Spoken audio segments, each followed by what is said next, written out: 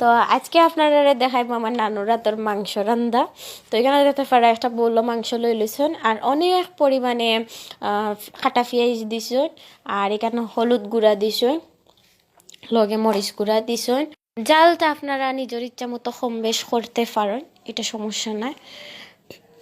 এর বাদে এখানে দেখতে পারা এখন বাখর দিছেন 1 চামচ পরিমাণ, আর এখন দিরা জিরা। তো আমরা মশলা দেওয়ার ফালা শেষ। তো এটা আমার নানুরা তো স্পেশাল মাংস রান্না করে, আমরা ওলা মাংস খাইতে খুব বেশি ভালো খাই। এখন দেখতে পারা ফিসা রসুন দেওয়া হয়েছে এখানেও, আর আমার নানু ওই সপ্তাহ আদিও পরিমাণ করে দেন। এখন এখানে দেওয়া হয়েছে আদা, ফিসা আদা, আর এখানে একটু তেল দিয়া লবণটা অ্যাড করে নিতে হইব। তো দেখতে পারা এখানে লবণ দিলে হিসেন আমার নানুর। এখন এটারে খুব বালা করে মাখানির ফালা। তো দেখতে পারা আমার নানুয়ে আদি মাখাইরা। তো আজকে অনেকদিন বাদে নানুরও হলাম, নানু তোমার তোর মাংস রান্না খাইতাম। আমার নানুয়ে দেখোকা মাংস রান্না করা। তো আমি ভাবলাম আপনারা লগে একটু শেয়ার করে দেয়। তো দেখতে পারা এখানে মাখামাখির পর্ব চলের, মাখানি চলের আমরা।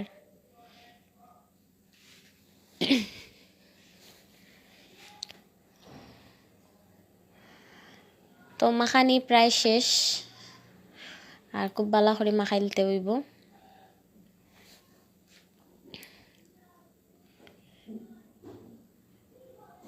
এখন এখানে আমরা একটা ডেগ নিছি, আর ডেগের মাঝে তেল দিলাম আর একটু,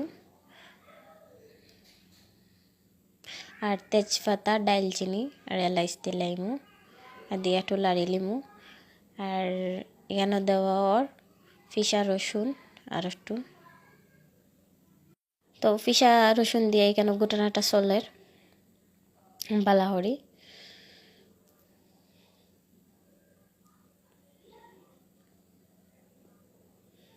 তো গোটানাটা দেওয়া শেষ। এখন যে মাংসটা মাখাইয়া রাখা হয়েছিল ওটা দিলাইবা। তো এখানে আমরা মাংসটা দেওয়া হয়ে গেছে, এখন ভালো করে লাড়িয়া দিতে হইব।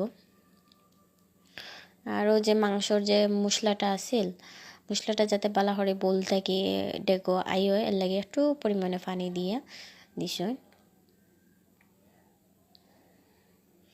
এখন মাংসটারে ভালো করে গুটানাটা দেওয়া হয়েছে, যেহেতু মাংস শক্ত তো ভালো করে গুটানাটা দেওয়া যাইব।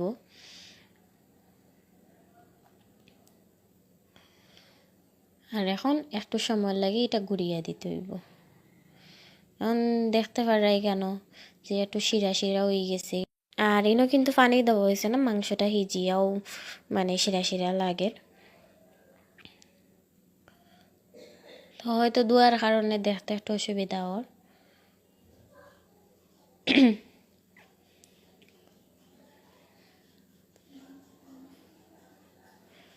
এখন এখানে অ্যাড করার গরম মশলা 2 চামচ।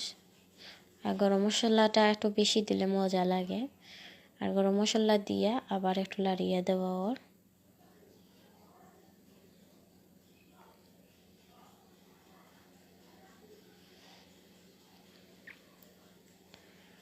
এখানেও খুব ভালো করে গুটানাটা দেওয়া চলে। আর একটু সময় লাগে গুড়িয়া দেওয়া হইল। আমরা অফ ক্যামেরা থেকে আইছি, অফ ক্যামেরা থেকে আওয়ার পরে এখন এখানে শিরা দেওয়ার ফালা।